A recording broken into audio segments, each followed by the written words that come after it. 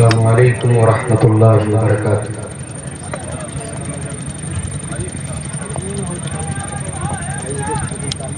الحمد للہ نحمده ونستعینه ونستغفره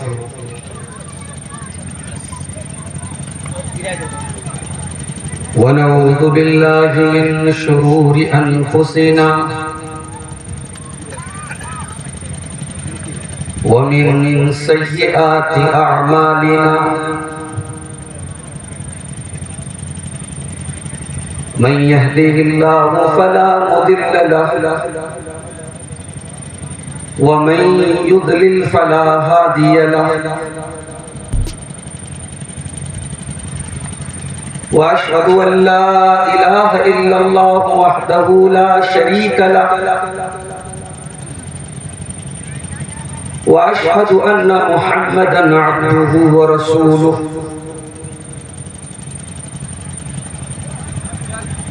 يا أيها الذين آمنوا اتقوا الله حق تقاته ولا تموتن إلا وأنتم مسلمون، يا أيها الناس اتقوا ربكم الذي خلقكم من نفس واحدة وخلق منها زوجها وبث منهما رجالا كثيرا ونساء، واتقوا الله الذي تساءلون به والأرحام إن الله كان عليكم رقيبا، يا أيها الذين آمنوا اتقوا الله وقولوا قولا سديدا يصلح لكم أعمالكم ويغفر لكم ذنوبكم، ومن يطع الله ورسوله فقد فاز فوزا عظيما،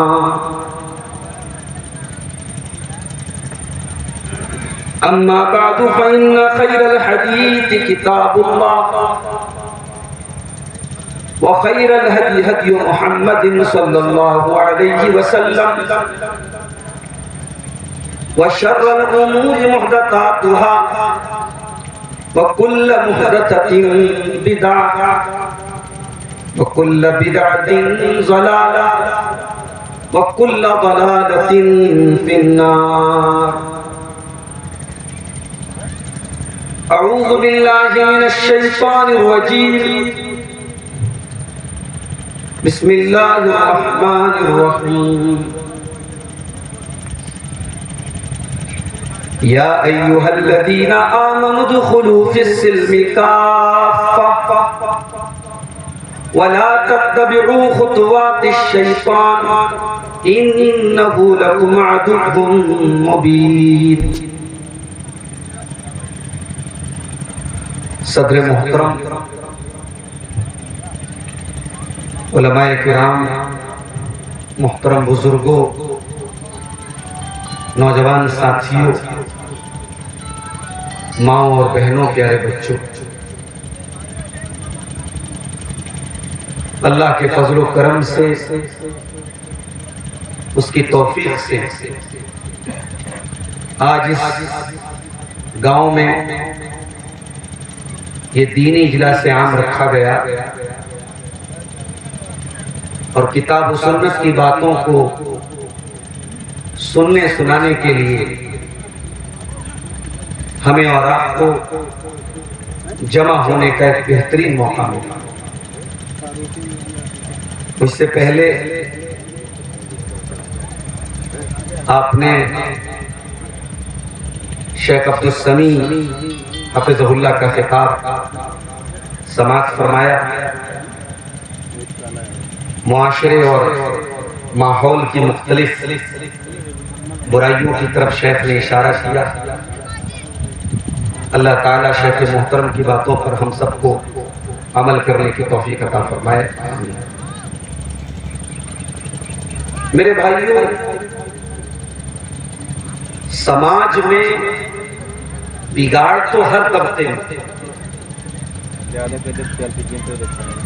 لیکن سماج کے بگاڑ کی اگر ہم بنیادی وجہ سماج کی خرابی کی بنیادی وجہ اگر ہم قرار دیں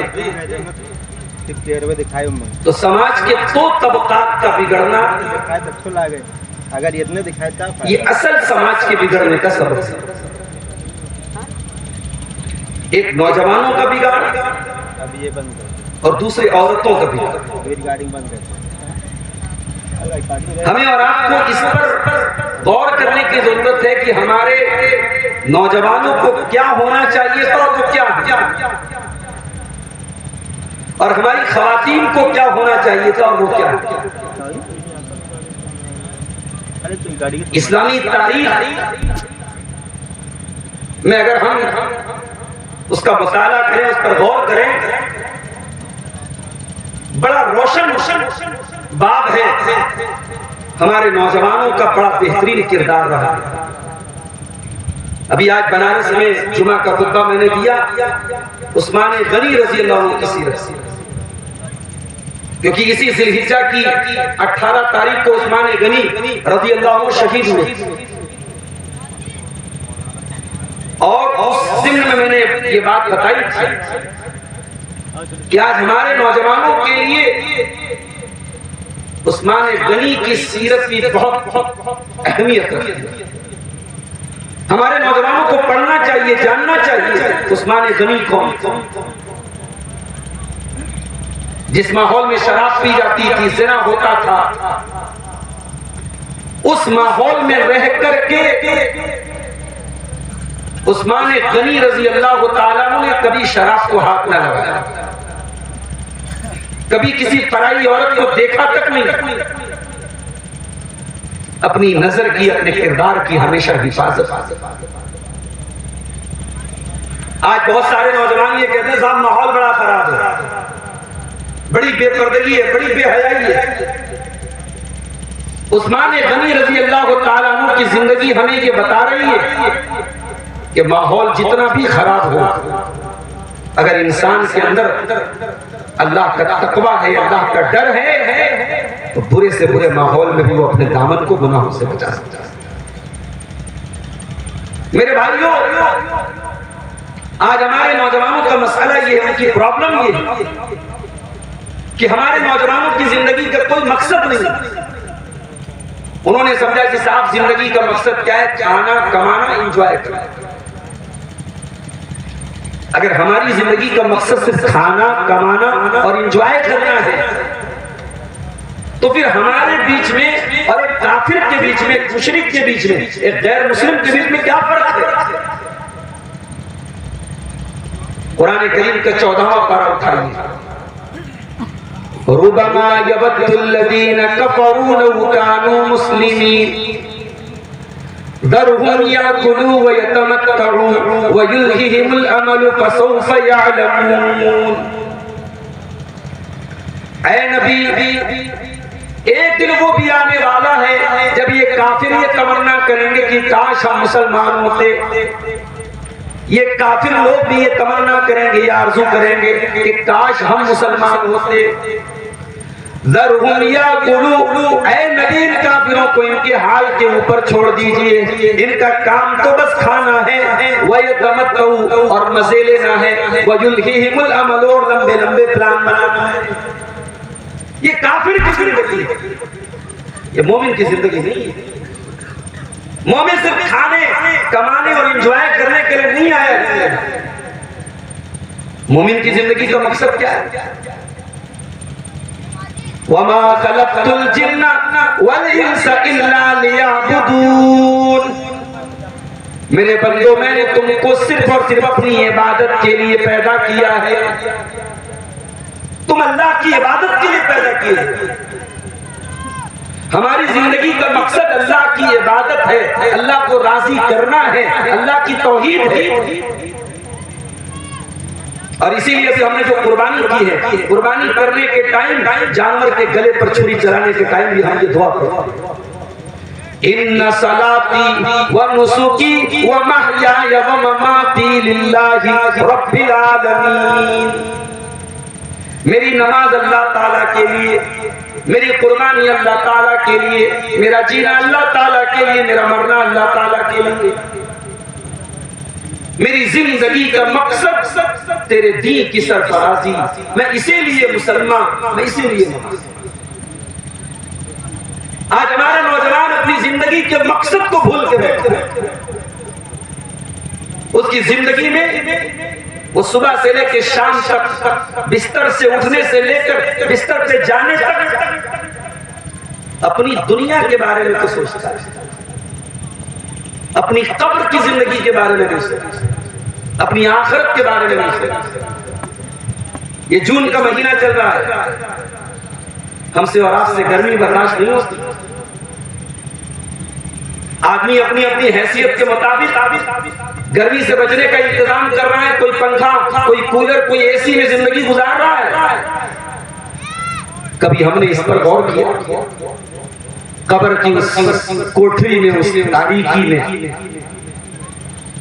جہاں کوئی ہمارا پرسان حال، کوئی مددگار، کوئی آ کر کے ہماری خبر گیری کرنے والا نہیں ہوگا، وہاں ہمیں گرمی سے کون راحت دلائے گا؟ وہاں ہمیں روشنی کون دے گا؟ کل قیامت کے دن جب سورج ایک میل کی دوری پر ہوگا، قیامت کے دن کی گرمی سے اور سورج کی تپش سے ہمیں کون بچائے گا؟ کیا یہ غور کرنے کی چیز نہیں ہے؟ کیا اس پر محنت کرنے کی ضرورت نہیں ہے؟ اور ہم سب جانتے ہیں موت کبھی بھی آ سکتی ہے، موت کا فرشتہ ہم سے پوچھ کے نہیں آئے گا۔ ہم جنازے اٹھاتے ہیں، نوجوانوں کے جنازے بھی بڑی تعداد میں اٹھتے ہیں۔ دلی کے 4 یوٹیوبر جن کے یوٹیوب کے اوپر چینل کے کروڑوں سبسکرائبر ہیں، لاکھوں روپیہ مہینہ کمانے والے نوجوان دلی سے کار سے سفر کر رہے تھے، روڈ ایکسیڈنٹ ہوتا ہے اور چاروں بڑے برے طریقے سے حادثے کا شکار ہوتے ہیں اور ایک اس میں سے مر بھی جاتا۔ چاروں مسلم ہیں۔ ان کے چینل پہ کامیڈی کنٹینٹ، لوگوں کو ہنسانے کے لیے، کبھی ناچ رہے ہیں، کبھی گا رہے ہیں، کبھی لطیفے سنا رہے ہیں، چٹکلے سنا رہے ہیں، لوگوں کو ہنسانے کے لیے جھوٹ بول رہے ہیں۔ اور ایک ایکسیڈنٹ زندگی کے کریکشن توڑ دیتا ہے، موت تک پہنچا دیتا ہے۔ ہم نہیں جانتے۔ ابھی حج کا سیزن چل رہا ہے، دنیا بھر کے لاکھوں حاجی حج کرنے گئے، 52 ڈگری سیلسیس وہاں ٹیمپریچر ہے، گرمی بے تحاشا ہے۔ مینا اور عرفات کے میدان میں کتنے حاجیوں کی موت کی خبریں ہیں، گرمی برداشت نہیں کر پائے۔ ایک تو بھیڑ ہے، پھر چلنا ہے، پیدل چلنا ہے، گرمی برداشت نہیں کر پائے۔ گھر والے تو استقبال کے لیے انتظار کر رہے ہیں، گھر تو بیٹا اپنے باپ کا ویلکم کرنے کی تیاری کر رہا ہے کہ ابا آئیں گے، حج کر کے آئیں گے، ابا کا استقبال کریں گے، اور وہاں ابا کی لاش آ رہی ہے۔ ہم نہیں جانتے میرے بھائی کہ زندگی کتنی، موت کب آئے۔ اسی لیے اللہ کے نبی فرماتے ہیں اغتنم خمسن قبل خمسن، 5 چیزوں کی قدر کرو 5 چیزوں کے آنے سے پہلے۔ شبابک قبل حرمک، اپنی جوانی کی قدر کرو اس سے پہلے کہ بڑھاپا آ جائے۔ وصحتک قبل سقمک، اپنی تندرستی کی قدر کرو، اپنی صحت کی قدر کرو اس کے پہلے کہ بیمار ہو جاؤ۔ وغناک قبل فقرک، اور اپنی دولت کی قدر کرو اس کے پہلے کہ فقیر ہو جاؤ۔ وفراغک قبل شغلک، اور اپنے ٹائم کی قدر کرو اس کے پہلے کہ تم بزی ہو جاؤ، مصروف ہو جاؤ۔ وحیاتک قبل موتک، اور اپنی زندگی کی قدر کرو اس کے پہلے کہ تمہیں موت آ جائے۔ یہ زندگی اللہ کی امانت ہے میرے بھائی۔ اسی لیے اللہ کے پیارے نبی صلی اللہ علیہ وسلم نے حضرت عبداللہ ابن عمر کا کندھا پکڑ کے کہا تھا، بخاری اور مسلم کی روایت، اے عبداللہ ابن عمر، کن فی الدنیا کانک غریب وعابر سبیل، اے عبداللہ دنیا میں اس طریقے سے زندگی گزارو جیسے کوئی مسافر زندگی گزارتا ہے، جیسے کوئی پردیسی زندگی گزارتا ہے۔ آپ کے گاؤں کے بہت سارے لوگ باہر کام کرنے گئے ہیں، گلف میں، خلیج میں، سعودی میں اور دبئی وغیرہ میں کام کر رہے ہیں، وہ ان کا وطن نہیں ہے، کام کر رہے ہیں لیکن ان کا دل ان کے وطن میں لگا ہوا، انہیں اس بات کی ان کی آرزو رہتی کہ میں کب اپنے وطن چلا جاؤں، اپنے بچوں کے پاس چلا جاؤں۔ اللہ کے پیارے نبی فرماتے ہیں کہ تم دنیا میں اس طریقے سے زندگی گزارو جیسے پردیسی پردیس میں زندگی گزارو۔ میرے بھائیو، آج ہمارے نوجوانوں کی زندگی میں آخرت کی کوئی فکر ہی نہیں۔ آج جمعہ کا دن ہے، آپ نے جمعہ کی نماز میں اگر امام صاحب نے سنت کے مطابق پہلی رکعت میں سورہ اعلیٰ کی تلاوت کی ہوگی تو یہ آیت بھی آپ نے سنی ہوگی، بل تؤثرون الحیات الدنیا والآخرۃ خیر وابقیٰ۔ میرے بندو، تم دنیا کی زندگی کو ترجیح دیتے ہو، تم دنیا کی زندگی کو اوپر رکھتے ہو، جبکہ آخرت کی زندگی زیادہ بہتر اور زیادہ باقی رہنے والی ہے۔ دنیا کی زندگی کتنی ہے؟ 50 سال، 60 سال، بہت جی لیے 100 سال، اس کے بعد تو مرنا ہے، اور جس دن مریں گے یہ سارا مال، زمین، جائیداد سب ٹھاٹ پڑا رہ جائے گا، جب لاد چلے گا سب چھوڑ کے۔ زندگی پر پیسہ پیسہ کرتے رہے، جس دن مریں گے خالی ہاتھ دنیا سے جا سکے۔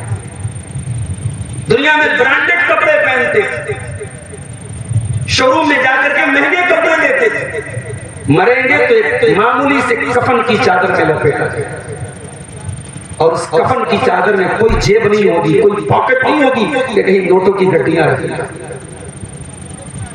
دنیا میں آپ بلڈنگوں میں رہتے تھے، قیمتی مکانات میں رہتے تھے، آج وہ 2 گز زمین، وہ مٹی آپ کی قبر، وہ آپ کا ٹھکانہ ہے۔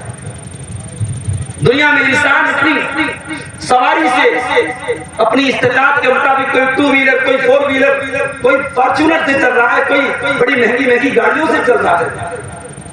آج اتنا بے بس اور اتنا کمزور ہے، 4 لوگوں کے کندھے پر اس کا جنازہ جا رہا ہے۔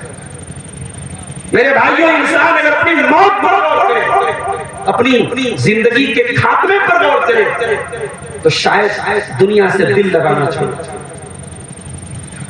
اسی لیے اللہ کے پیارے نبی جناب محمد رسول اللہ صلی اللہ علیہ وسلم اپنے صحابہ کو اور اپنی امت کو موت کو یاد کرنے کا حکم دیا کرتے تھے۔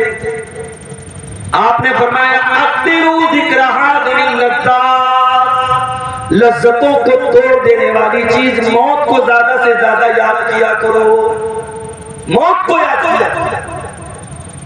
ایک انصاری صحابی کا جنازہ تھا، جنازے کو قبر میں اتارا جا رہا تھا، اور اللہ کے پیارے نبی صلی اللہ علیہ وسلم اسی قبر کے سائیڈ میں اپنے صحابہ کے ساتھ بیٹھے ہوئے تھے۔ آپ نے قبر کے بارے میں سوچا، آپ نے موت کے بارے میں سوچا، اور آپ کی آنکھوں سے آنسو بہنے لگے، آپ زار قطار رونے لگے، آپ کے آنسوؤں سے وہاں کی زمین تر ہو گئی، اور آپ نے اپنے صحابہ سے فرمایا، اس قبر کی طرف اشارہ کر کے فرمایا لِمِثْلِ هَذَا فَأَعِدُّوا يَا إِخْوَانِي، اے میرے صحابہ اس قبر کی تیاری کرو، یہاں تم سب کو آنا ہے۔ میرے نوجوان ساتھی، یہ کھیل تماشے، یہ رات کو 2-2 بجے تک لڑکیوں سے چیٹنگ کرنا، یہ پبجی گیم میں لگے رہنا، یہ ڈریم 11 اور دنیا بھر کے آلہ بلا، یہ جوئے اور ناجائز پیسے کمانے کے ایپس میں لگے رہنا، یہ کب تک چلے گا؟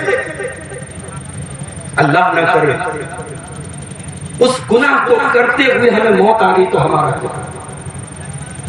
اللہ کے پیارے نبی صلی اللہ علیہ وسلم فرماتے ہیں، صحیح مسلم کی روایت ہے، ان العبد یحشر علی ما مات علیہ، بندہ اسی حال میں اٹھایا جائے گا، قیامت کے دن اسی حال میں اٹھے گا جس حال میں وہ مرا تھا۔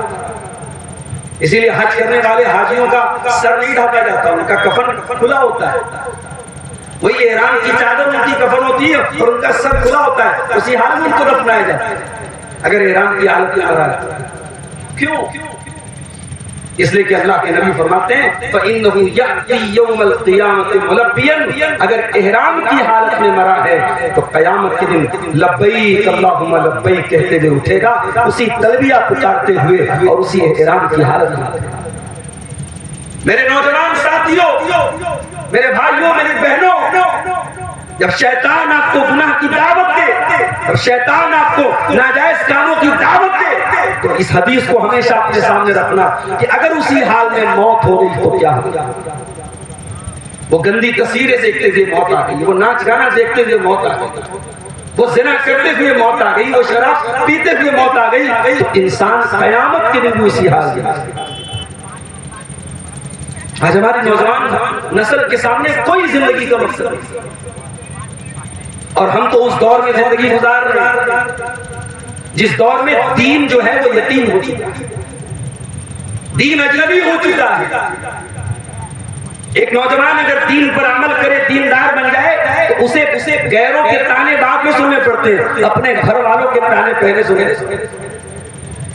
مسلمان لڑکی پردے میں نکلے، اسلامی لباس میں نکلے، اس کی ماں اعتراض کرتی ہے، اس کا باپ اعتراض کرتا ہے کہ یہ تو کیا کرتا ہے۔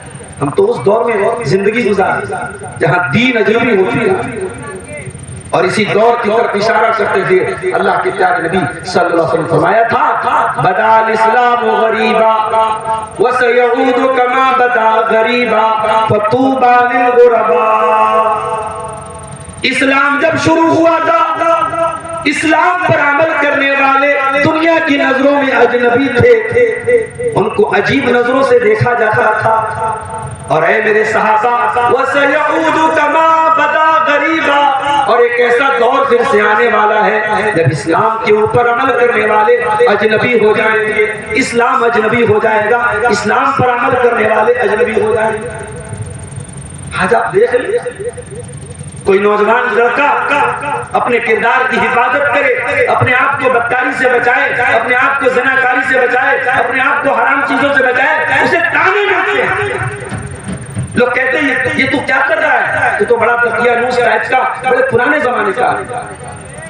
کوئی مسلمان لڑکی سر سے پیر تک نقاب میں پردے میں نکلے، ہاتھوں میں دستانہ، پیر میں موزہ، اور سر سے پیر تک نقاب میں نکلے، لوگ کہتے ہیں کیا بھئی اتنا پردہ کرنے کی کیا ضرورت ہے؟ پردے کا مذاق، داڑھی کا مذاق، اسلامی پہچان کا مذاق، ہم تو اس دور میں زندگی۔ مگر یاد رکھو میرے اس دور میں جب دین پر عمل کرنا اجنبیت کا سبب بن چکا ہے، اس دور میں دین پر عمل کرنے والا اللہ کے نبی نے خوشخبری دی، فرمایا فَطُوبَى لِلْغُرَبَاء، جنت کی خوشخبری سنا دو ان لوگوں کو جو اس مشکل دور میں بھی دین پر عمل کرتے رہیں گے، ان کو جنت کی خوشخبری سنا۔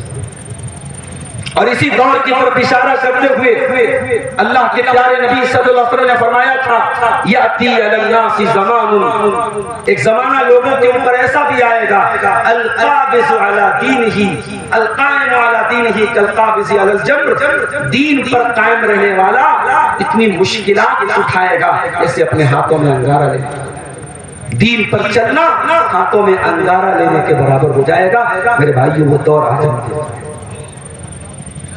میرے نوجوان ساتھیوں، آج آپ کو سوشل میڈیا کے ذریعے، موبائل کے ذریعے، ٹی وی کے ذریعے، انٹرنیٹ کے ذریعے آج آپ کو شرم و حیا آپ کے اندر سے نکالی جا رہی ہے، آپ کو بے حیا بنایا جا رہا ہے۔ کل بہار میں رات میں بہار میں تھا، مظفر پور میں، ایک صاحب کہنے لگے کہ 8-9 سال کے بچے آج موبائل کے اوپر وہ چیزیں دیکھ رہے ہیں، وہ گندے مناظر دیکھ رہے ہیں جو ان کی عمر سے بھی بہت آگے کی چیز۔ ابھی بچے نابالغ ہیں، یہ انٹرنیٹ نے وقت کے پہلے بالغ بنا، یہ سوشل میڈیا کے پلیٹ فارم، یہ فیس بک، یہ انسٹاگرام، یہ اسنیپ چیٹ، یہ واٹس ایپ، یہ ہمارے نوجوان لڑکوں اور لڑکیوں کو زناکاری اور بدکاری کی طرف دھکیل رہا ہے، جو اسلام بازی کا دین ہے، جس اسلام میں زناکاری اور بدکاری کی کوئی گنجائش نہیں ہے، جس اسلام میں زنا کی اتنی کٹھور سزا ہے، اگر کنوارا لڑکا لڑکی زنا کرے 100 کوڑے کی سزا ماری جائے گی، اور 100 کوڑے مارے جائیں گے اور شہر سے نکال دیا جائے گا، اور اگر زنا کرنے والا شادی شدہ ہے یا وہ عورت شادی شدہ ہے تو اسلام میں پتھروں سے مار مار کے ختم کر دیں گے۔ اتنی کٹھور سزا ہے۔ جس مذہب میں زناکاری کے قریب جانے سے منع کیا گیا، فرمایا وَلَا تَقْرَبُوا الزِّنَا إِنَّهُ كَانَ فَاحِشَةً وَسَاءَ سَبِيلًا۔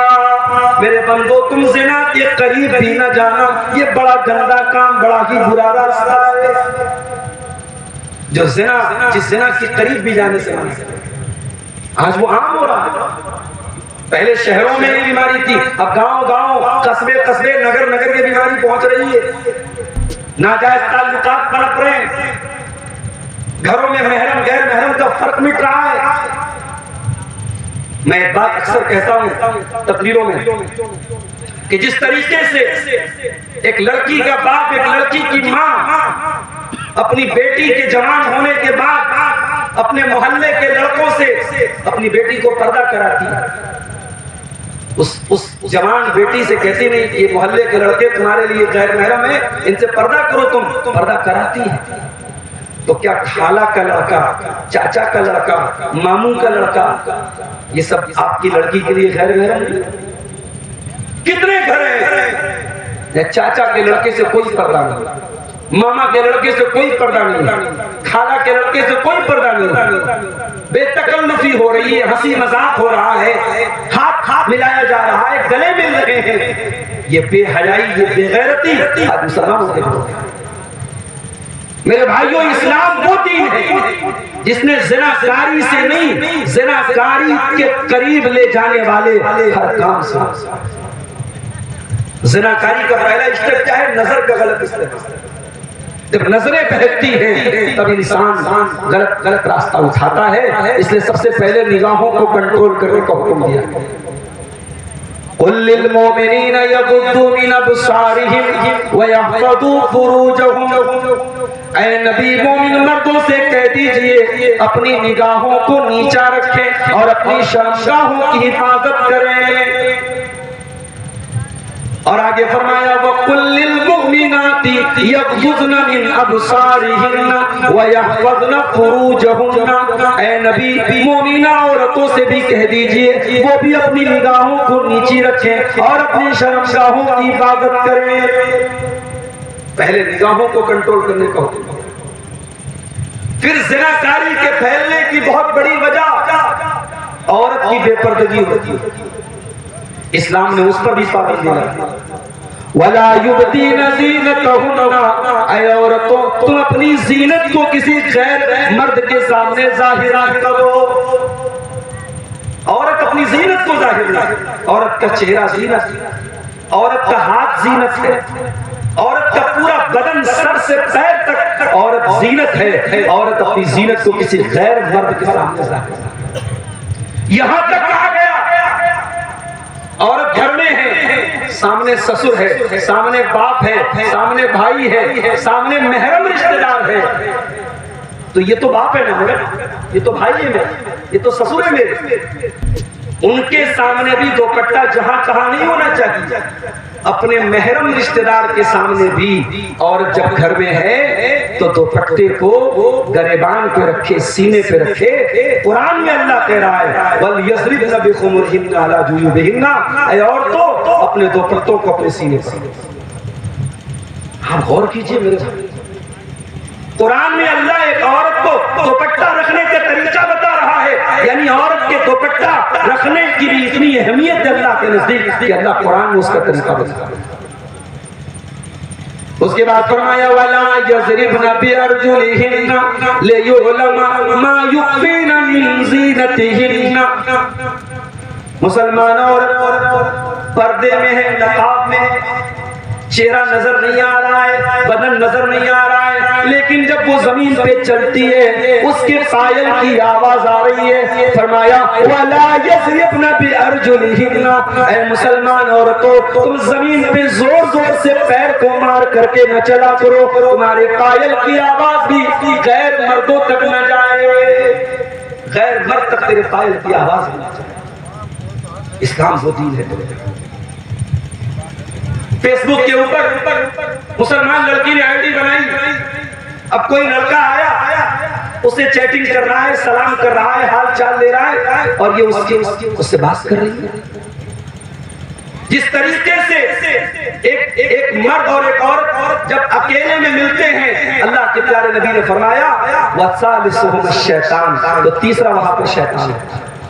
جب کوئی غیر مرد کسی غیر عورت کے ساتھ اکیلے میں ملے گا، چاہے وہ مرد اپنے دور کا سب سے بڑا علامہ ہو اور وہ عورت اپنے دور کی سب سے بڑی متقی اور پرہیزگار ہو، اگر مرد ہے اور عورت ہے اور دونوں اجنبی ہیں، پرائے ہیں، اکیلے میں ملیں گے تو تیسرا شیطان ہے۔ یہ اللہ کے رسول کی حدیث ہے صلی اللہ علیہ وسلم۔ تو ظاہر ہے وہ فیس بک پر ملے گی تو وہاں بھی شیطان ہے، وہ انسٹاگرام پر ملے گی وہاں بھی شیطان ہے، وہ سوشل میڈیا پر بھی کسی لڑکے کے ساتھ چیٹنگ کرے گی وہاں پر بھی شیطان ہے، اور شیطان اپنا کام کر رہا ہے۔ آج ہزاروں واقعات ایسے ہیں کہ سوشل میڈیا کی چیٹنگ سے بات شروع ہوتی ہے اور بات ختم ہوتی ہے زناکاری اور بدکاری کی۔ اس لیے میرے بھائیوں، اپنے دامن کو اس گندگی سے بچائیں، اور اپنی بہنوں سے کہنا چاہتا ہوں تمہیں اللہ نے بڑا قیمتی بنایا ہے، تم ہاجرہ کی اولاد ہو، تم فاطمہ کی اولاد ہو، تم مریم کی اولاد ہو، تم مریم کی وارث ہو، تمہاری عفت، تمہاری پاک دامنی اتنی ہو کہ کسی ظالم کی مجال نہ ہو کہ اس کا ہاتھ تمہارے کردار پر جا سکے۔ ابھی قربانی کا تہوار آیا، کئی تقریریں ابراہیم علیہ السلام کی سیرت پر ہم لوگوں نے سنی ہوگی، آپ نے جمعہ کے خطبوں میں بھی سنی ہوگی۔ ابراہیم علیہ السلام ایسے تھے ویسے تھے، ان کے کردار کے بارے میں آپ نے سنا، ان کی سیرت کے بارے میں سنا۔ ابراہیم علیہ السلام کی سیرت جب بھی ہم بیان کریں گے اپنے دل پہ ہاتھ رکھ کے بتاؤ کہ کیا ابراہیم علیہ السلام کی سیرت کیا حضرت ہاجرہ کی سیرت کے بغیر بیان ہو سکتی ہے؟ نہیں ہو سکتی۔ ابراہیم کی سیرت ادھوری ہے جب تک ہم ہاجرہ کی سیرت بیان نہ کریں۔ اور ہاجرہ کون ہے؟ اللہ اکبر۔ ایک عورت کتنے مضبوط ایمان والی اور توحید والی ہو سکتی ہے، اس کا نمونہ اگر دیکھنا ہے تو ہاجرہ کو دیکھو۔ ابراہیم علیہ السلام نے اپنی بیوی ہاجرہ کو، اپنے دودھ پیتے بچے اسماعیل کو مکہ کی بیابو گیا سرزمین میں چھوڑا اور چھوڑ کے جانے لگے۔ ہاجرہ نے پوچھا اِلَىٰ مَن تَتْرُكُنَا، اے میرے سرکار کس کے حوالے چھوڑ کے جا رہے ہیں؟ یہ تو یا تو دور دور تک کوئی آبادی نہیں ہے، کوئی انسان نہیں ہے، میں اپنے بچے کے ساتھ کس کے سہارے رہوں گی؟ آپ کس کے سہارے چھوڑ کے جا رہے ہیں؟ ابراہیم علیہ السلام نے کوئی جواب دیا۔ پھر حضرت ہاجرہ نے پوچھا اللہ امرک بہذا، اے میرے سرکار کہیں ایسا تو نہیں کہ یہ اللہ کا حکم ہے، یہ اللہ کا امتحان اور اللہ کی طرف سے آزمائش ہے؟ کہا کہ ہاں اے میری بیوی، یہ اللہ کی طرف سے ایک امتحان ہے، اللہ کا حکم۔ میری ماں اور بہنوں، لوگ کہتے ہیں کہ عورت بڑی کمزور ہوتی ہے، عورت بڑی جذباتی ہوتی ہے، عورت بہت جلدی پگھل جاتی ہے۔ میں کہتا ہوں کہ اگر عورت ایمان والی بن جائے، توحید والی بن جائے، استقامت والی بن جائے، رب کعبہ کی قسم اس عورت کے ایمان کو دنیا میں چیلنج نہیں کیا جا سکتا۔ ہاجرہ نے جب یہ سنا کہ یہ اللہ کا حکم ہے، ہاجرہ نے کیا جواب دیا میرے بھائیوں؟ فرمایا اِذًا لَا يُزَيِّعُنَ اللَّهُ أَبَدًا، اے میرے سرکار اگر یہ اللہ کا حکم ہے تو آپ شوق سے چلے جائیے، اللہ ہمیں برباد نہیں کرے گا، اللہ ہمیں رسوا نہیں کرے گا، اللہ ہمیں ضائع نہیں کرے گا۔ اگر یہ اللہ کا حکم ہے آپ جائیے، اللہ ہمیں برباد نہیں کرے گا۔ ابراہیم چلے گئے، تھوڑا سا پانی، تھوڑی سی کھجوریں، پانی ختم، کھجوریں ختم، بچہ رونے لگا، ماں بے چین ہو گئی، ماں بے چین ہو گئی، بچہ رونے لگے، ماں کو قرار نہیں مل سکتا۔ خانہ کعبہ سے کچھ دور پر صفا کی پہاڑی تھی، حضرت ہاجرہ صفا کی پہاڑی پہ چڑھی، سر پہ ہاتھ رکھا، دور تک نظر دوڑایا کوئی اللہ کا بندہ نظر آ جائے اور میرے بچے کے پانی کا انتظام ہو جائے، مگر کوئی ہوتا تو نظر آ جائے۔ اما ہاجرہ صفا کی پہاڑی سے نیچے اتری، جب نشیب میں پہنچی، جب زمین پہ پہنچی، اپنے کپڑوں کو اٹھا کے جلدی جلدی دوڑنے لگی، پھر دوڑتے دوڑتے مروہ پر پہنچی، اور مروہ پہ چڑھ کر کے دور تک نظر دوڑائی، کوئی نظر نہ آیا۔ پھر مروہ سے صفا آئی، پھر صفا سے مروہ، 7 چکر لگا ڈالے ایک ماں نے اپنے بچے کے لیے۔ او میری پیاری ماں اور بہنوں، اسلام کی نظر میں عورت کا مقام کیا ہے ذرا دیکھو۔ ہزاروں سال پہلے ایک عورت نے اپنے بچے کے لیے صفا سے مروہ کے 7 چکر لگائے تھے۔ اللہ تعالیٰ نے ان 7 چکروں کو امر کر دیا اور قیامت تک یہ حاجیوں کو حکم دے دیا، ان الصفا والمروۃ من شعائر اللہ ومن حج البیت او اعتمر فلا جناح علیہ ان یطوف بہما۔ اللہ نے حکم دے دیا قیامت تک کے حاجیوں کو اور عمرہ کرنے والوں کو کہ تمہیں کرنا پڑے گا، صفا اور مروہ کے 7 چکر تمہیں لگانے پڑے گے۔ میری بندی نے لگایا تھا تمہیں بھی لگانا۔ میری بہنوں، ہاجرہ کا کردار آج کا، آج ہم لوگ رونا رو رہے کہ صاحب نوجوان بڑے خراب ہو گئے، نوجوان بڑے بگڑ گئے۔ ارے ان نوجوانوں کو ہاجرہ کے جیسی ماں جب نصیب ہوئی تھی تب اسماعیل کے جیسی نسل پیدا ہوتی تھی۔ آج امت کو جب تک ہم ہاجرہ کے جیسی عورتیں نہیں دیں گے، اسماعیل کی جیسی نسل نہیں مل سکتی۔ اسی لیے جب رشتہ ناتا کرنے کے لیے جاؤ، جب شادی کرنے کے لیے جاؤ، جب اپنے لڑکوں کے لیے دلہن تلاش کرنے جاؤ، جب اپنے گھر کے لیے بہو تلاش کرنے جاؤ تو دینداری کو دیکھا کرو۔ اللہ کے پیارے نبی فرماتے ہیں تنکح المرأۃ لأربع، جب عورت کا نکاح ہوتا ہے تو عورت کے اندر 4 چیزیں دیکھی جاتی ہیں، لمالها ولحسبها ولجمالها ولدینها۔ مال دیکھا جاتا ہے، خوبصورتی دیکھی جاتی ہے، خاندان دیکھا جاتا ہے اور دینداری دیکھی جاتی ہے۔ آپ نے فرمایا فاظفر بذات الدین، دیندار عورت کو اپنے گھر میں لے کے آ جاؤ۔ تو عورتوں کا بگاڑ بھی میرے بھائیوں سماج کے بگاڑ کی بہت بڑا وجہ ہے۔ یہ گھروں کے اندر جو بدعقیدگی ہے، کتنے گھروں میں ایسے کام ہو رہے جو توحید کے خلاف ہے۔ بچہ بیمار ہو گیا، الٹی سیدھی چیزیں کرنا، غیر شرعی طریقے اپنانا، ناجائز طریقے اپنانا، یہ گھروں میں عورتوں کے ذریعے اس کی شروعات ہوتی ہے۔ بس کھاری بہت دور نہیں ہے آپ کے علاقے سے، کچوچا کی درگاہ پہ آپ چلے جائیں، عورتوں کا جھمگٹ آپ کو زیادہ ملے گا اور دین سے دور آپ کو یہ عورتیں زیادہ نظر آئیں گی، بگاڑ ان کا زیادہ نظر آئے گا۔ اس لیے میرے بھائیوں، میری ماں اور بہنوں، آپ کا دین کی طرف آنا بہت ضروری ہے۔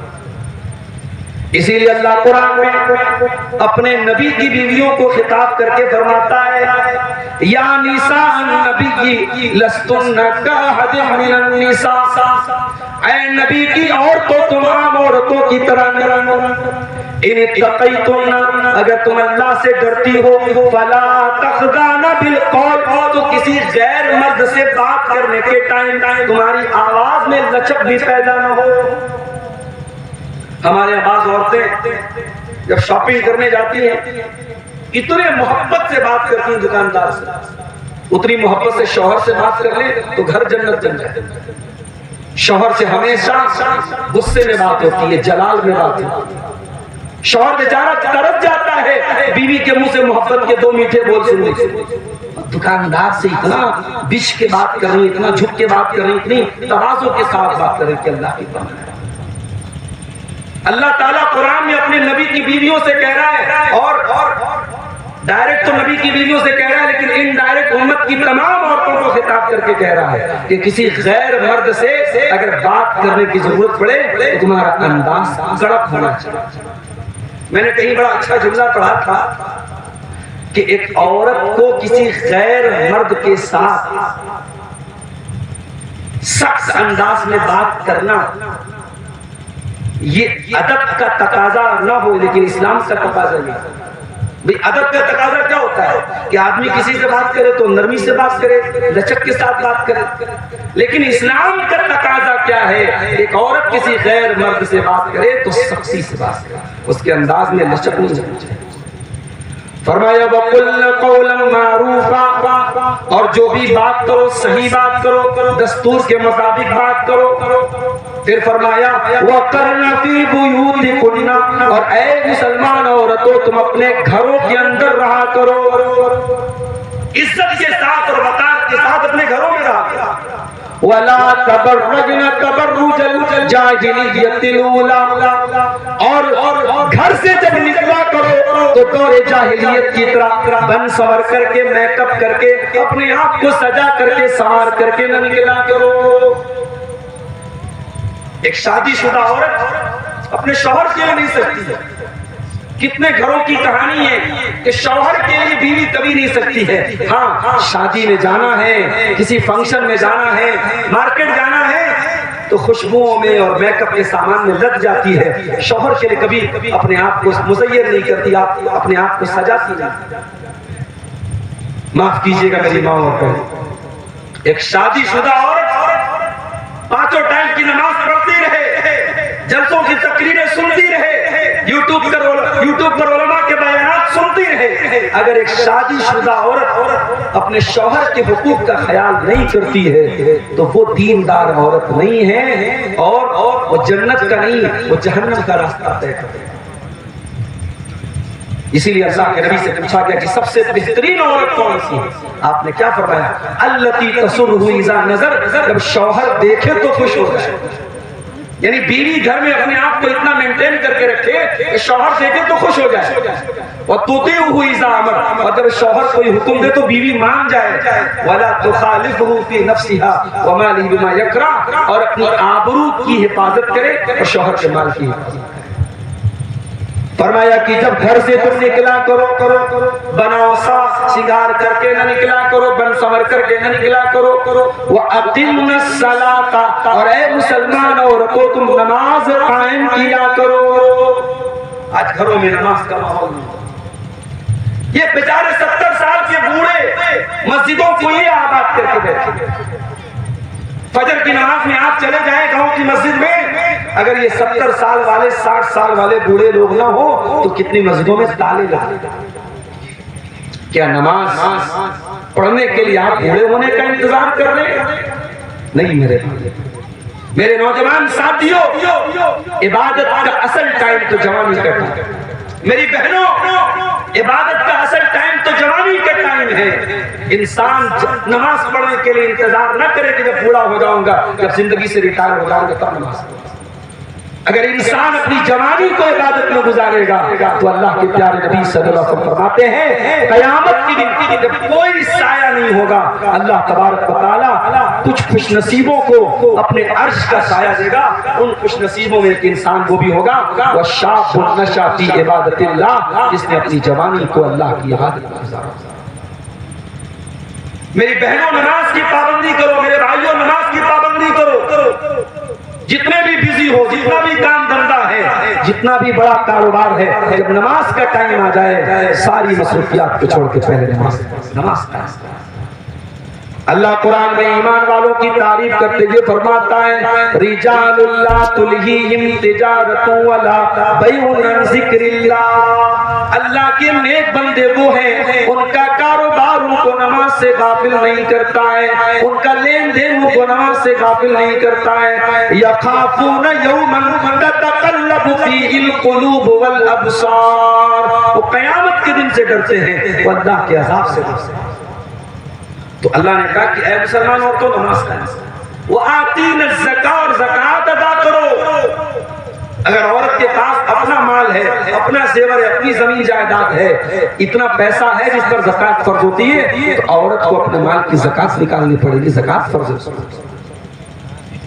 پھر فرمایا وَأَطِیعْنَ اللَّهَ وَرَسُولَهُ، اور اے مسلمان عورتوں تم اللہ کی اطاعت کرتی رہو، رسول کی فرما برداری کرتی رہو۔ انما یرید اللہ لیذہب عنکم الرجس اہل البیت ویطہرکم تطہیرا۔ اے نبی کی گھر والیوں، اللہ تعالیٰ یہ احکام دے کر کے تمہیں پاک کرنا چاہتا ہے، ہر گندگی سے تم کو دور کرنا چاہتا ہے۔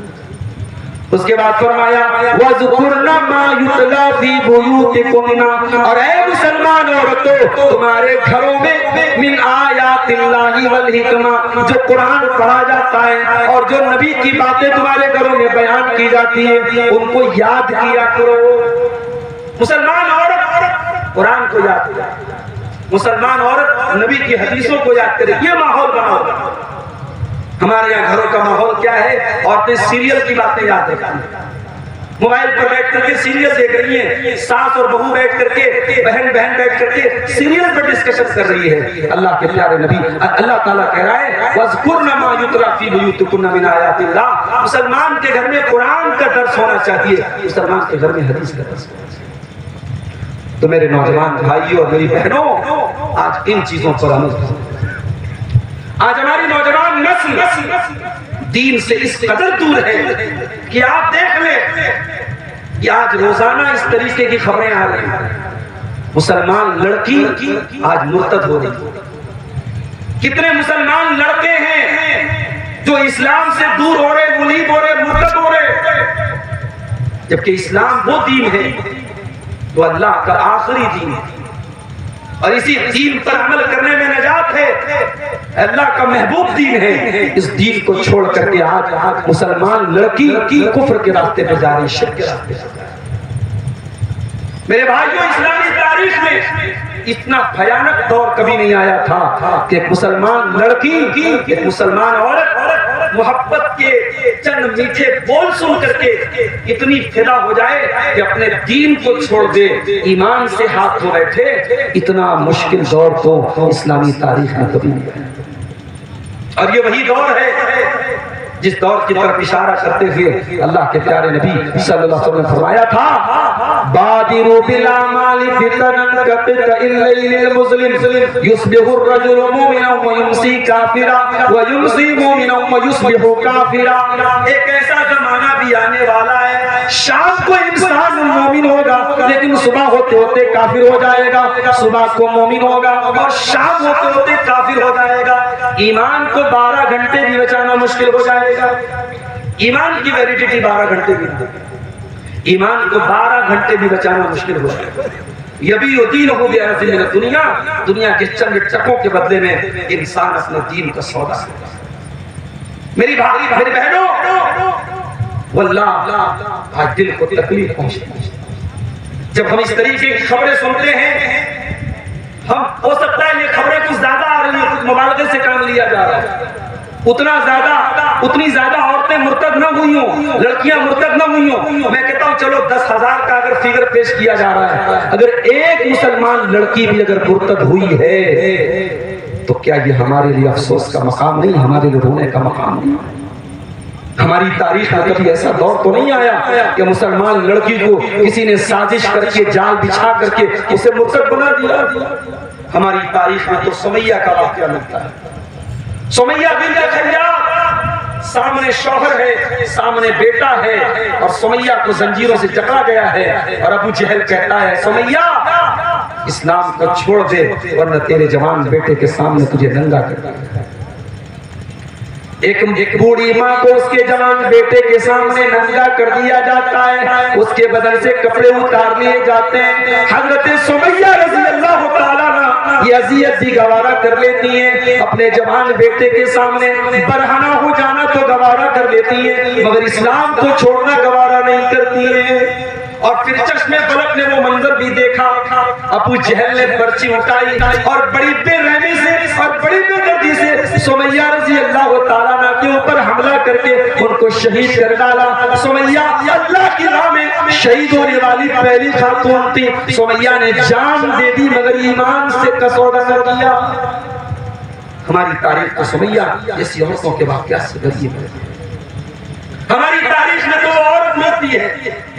جنگ احد کا میدان تھا، ایک عورت آتی ہے، اس کا بیٹا شہید ہو گیا ہے جنگ کے میدان میں، بیٹے کی لاش لینے کے لیے آتی ہے اور چہرے کو ڈھانک کر کے پورے سر سے پیر تک پردے میں آتی ہے، نقاب میں آتی ہے۔ کوئی کہتا ہے کہ اے بوڑھی اماں تیرا بیٹا مر چکا ہے اور تو نقاب میں آئی ہے، تو چہرہ ڈھانک کر کے آئی ہے، ارے یہ کون سا یہاں پردہ کرنے کی کیا ضرورت ہے؟ تو وہ عورت جواب دیتی ہے انی رضیت ابنی ولم ارضى حیائی، میں نے بیٹا کھویا ہے، میں نے شرم و حیا نہیں کھوئی ہے، میرا بیٹا گیا ہے، میری شرم و حیا باقی ہے، اپنی شرم و حیا کی حفاظت۔ ہماری تاریخ میں تو ایسی عورتیں ملتی ہیں جنگ قادسیہ کے موقع پر حضرت خنسا رضی اللہ تعالیٰ عنہ کے 4 بیٹے ان کی آنکھوں کے سامنے شہید ہو جاتے ہیں، اور وہ اللہ کی بارگاہ میں کہتے ہیں اے اللہ تیرا شکر ہے کہ تو نے مجھے اپنے ان 4 بیٹوں کو تیری راہ میں قربان ہونے کا موقع دیا، 5واں ہوتا تو 5واں بھی تیری راہ میں قربان کرتا۔ آج وہ دور ہے کہ چند میٹھے بول کوئی بول دیتا ہے، کوئی مشرک کوئی کافر آتا ہے اور ہماری مسلمان لڑکیوں کو اپنے جال میں پھنساتا ہے اور یہ پھنس جاتی اور یہ مرتد ہو جا رہی ہے۔ کہیں نہ کہیں تربیت کی کمی ہے میرے بھائی، کہیں نہ کہیں پانی مر رہا ہے۔ ہمارے علماء بیٹھے ہیں، میں ایک بات کی گزارش کروں گا کہ خواتین تک دین کیسے پہنچے، اس پر بھی غور کرنے کی ضرورت ہے۔ ہماری خواتین دین سے کیسے جڑے، ہمارے گھروں کے اندر ہماری عورتوں کے اندر دین کی آواز کیسے پہنچے، وہ دین کو کیسے جانے، اس کے لیے ہمیں کوششیں کرنی چاہیے۔ اگر کچھ پرانے فتاوے ہیں، کچھ پرانے سخت قسم کے فتاوے ہیں تو آج ان پر اثر نو غور کرنے کی ضرورت ہے اور عورتوں کو دین سے جوڑنے کی اور علم سے اور دین سے قریب کرنے کی ضرورت ہے۔ اور بہت سارے علماء کے بیانات ایسے آ رہے ہیں کہ وہ یہ کہہ رہے ہیں کہ نہیں صاحب اب عورتوں کے اندر واقعی میں دینی بیداری لانے کے لیے بہت محنت کرنی ہے۔ میرے بھائیوں آخری بات بیان کر کے بات ختم کر رہا ہوں۔ آج ہماری مسلمان قوم میں اختلاف و انتشار کی بہت بڑی بیماری بن چکا ہے۔ مسلکی اختلاف میں اتنی شدت کہ ایک دوسرے کی تکفیر کرنا، ایک دوسرے کی شکل میں دیکھنا۔ ابھی کل ایک صاحب کا ویڈیو یوٹیوب پر کوئی ہم کو دکھانے لگا، کوئی مولوی صاحب تقریر کر رہے تھے، کہہ رہے تھے صاحب آج تک آپ نے مسئلہ سنا ہے کہ جمعہ پڑھنا فرض ہے، آئیے میں آپ کو بتاتا ہوں کہ جمعہ چھوڑنا بھی فرض ہے۔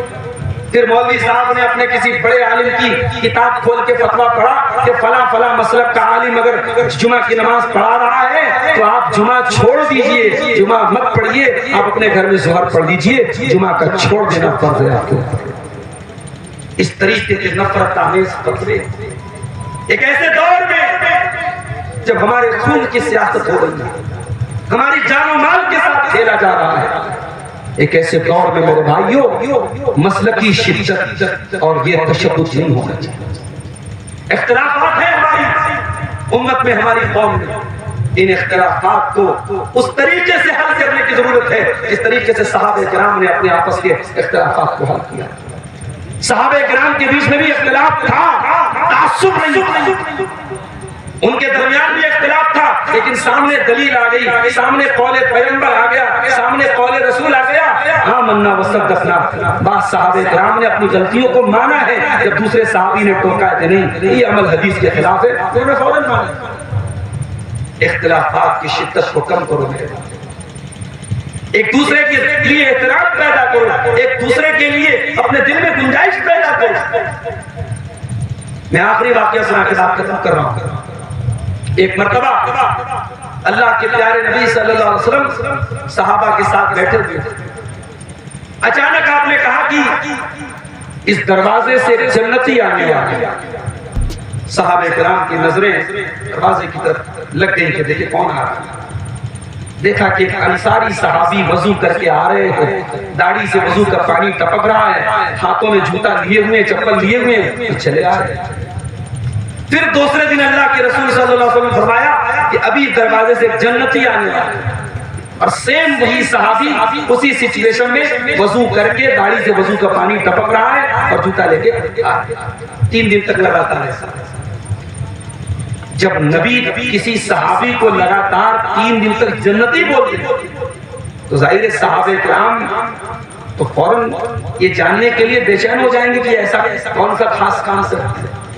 تو ایک صحابی حضرت عبداللہ ابن عمرو بن عاص، وہ کہتے ہیں میں انصاری صحابی کے پیچھے پیچھے گیا، اور جیسے ہی وہ اپنے گھر میں جانے لگے میں نے سلام کیا اور میں نے کہا بھائی ایک کام تھا۔ کیا کام تھا؟ کہا بھائی میرے باپ سے کچھ جھگڑا ہو گیا ہے میرا، اور میں اپنے گھر میں 3 دن تک نہیں جا سکتا، میں چاہتا ہوں کہ میں 3 دن تک آپ کے ساتھ رہوں، کہ آپ مجھے اپنے گھر میں رہنے کی اجازت دیں گے؟ ہمارے 3 گھنٹے کے لیے کوئی مہمان آ جائے تو پیشانی پہ بل پڑ جاتا ہے۔ ہماری عورتوں کو جو ہے مہمان کے لیے روٹی زیادہ بنانی پڑے گرمی کے موسم میں تو شوہر کو 4 باتیں سنا دیتے ہیں۔ اس صحابی نے اپنے گھر میں جا کے نہیں پوچھا کہ یہ میرے گھر میں مہمان بن کے رہنا چاہتا ہے، کہا بھائی ٹھیک ہے، میرا گھر تیرا گھر ہے، آ جاؤ 3 دن میرے گھر میں، 3 دن تک اپنا مہمان بنا۔ حضرت عبداللہ بن عمر کہتے ہیں میں اس انصاری صحابی کے گھر میں 3 دن تک رہا، میں نے بہت غور کیا، بہت جانچ پڑتال کی، مجھے کوئی خاص عمل ان کا نظر نہیں آیا۔ ہم نماز پڑھتے تھے وہ بھی پڑھتے تھے، ہم قرآن پڑھتے تھے وہ بھی پڑھتے تھے، ہم اللہ کا ذکر کرتے تھے وہ بھی کرتے تھے، بولے وہ رات میں تہجد بھی نہیں پڑھتے تھے، رات میں آرام سے سوتے تھے کیونکہ دن میں بہت محنت مزدوری کرتے تھے، رات میں جب سونے لگتے تھے اور نیند جب کھلتی تھی اللہ کا ذکر کرتے تھے، بس یہ چیز۔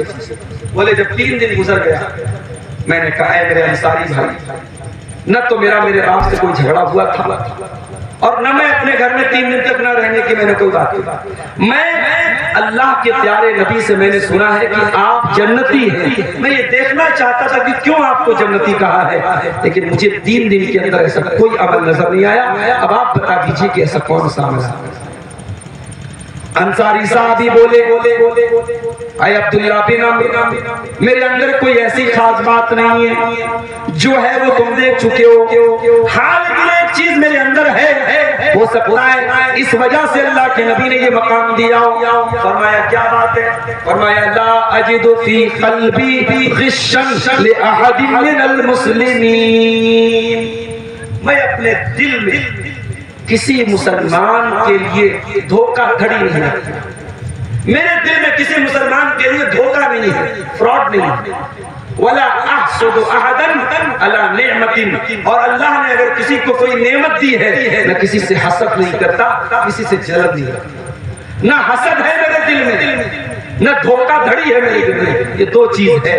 حضرت عبداللہ نے کہا بس یہی بات ہے اس کی وجہ سے تم کو یہ مقام۔ میرے بھائیوں، دل کو کینے سے دور کرو، دل کو کپٹ سے دور کرو، دل کو حسد سے دور کرو، دل میں ایک دوسرے کا احترام پیدا کرو، ایک دوسرے کی قدر کرنا سیکھو، ایک دوسرے کے لیے دل میں گنجائش پیدا کرو۔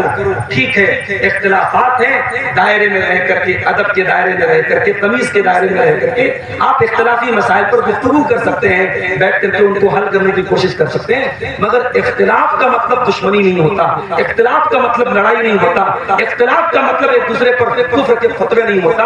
اس طریقے کی فتوے بازی سے پرہیز کریں۔ آج یہ ہمارے نوجوانوں کے اندر ان باتوں کی کمی ہے۔ یہ چند مسائل میں نے آپ کے سامنے بیان کیے۔ پچھلے 1 ہفتے سے میں گلے کو لے کر کے بہت پریشان ہوں، گلا جو ہے، جو آواز میری طبعی طور پہ، فطری طور پہ جو آواز رہتی ہے اس آواز میں تقریر کرنے میں مشکل آ رہی ہے، دوا علاج چل رہا ہے۔ اصل معاملہ یہ ہے کہ گلے کو آرام نہیں مل رہا، ڈیلی کہیں نہ کہیں پروگرام ہو رہا ہے اور اس وجہ سے یہ مسئلہ بڑھ رہا ہے۔ گلے کی خرابی کے باوجود یہ چند باتیں آپ کے سامنے رکھی ہے میں نے، اس امید کے ساتھ کہ ہم صرف سنیں گے نہیں بلکہ عمل بھی کریں گے۔ اللہ تعالی ہم سب کو عمل کی توفیق عطا فرمائے، اللہ ہمارے نوجوانوں کی اصلاح فرمائے، اللہ ہماری ماں بہنوں کی اصلاح فرمائے، ہماری ماں بہنوں کے اندر اور ہمارے نوجوانوں کے اندر جو بگاڑ ہے، جو فساد ہے، اللہ اس کی ہم سب کو اصلاح کرنے کی توفیق عطا فرمائے۔ اللہ ہم سب کو آج کے اس پروگرام کو جن بھائیوں نے رچایا ہے، منعقد کیا ہے، اللہ ان سب کو جزائے خیر عطا فرمائے، اللہ ہم سب کے جمع ہونے کو، سننے سنانے کو قبول فرمائے، آمین۔ وآخر دعوانا الحمدللہ رب العالمین، والسلام علیکم ورحمۃ اللہ وبرکاتہ۔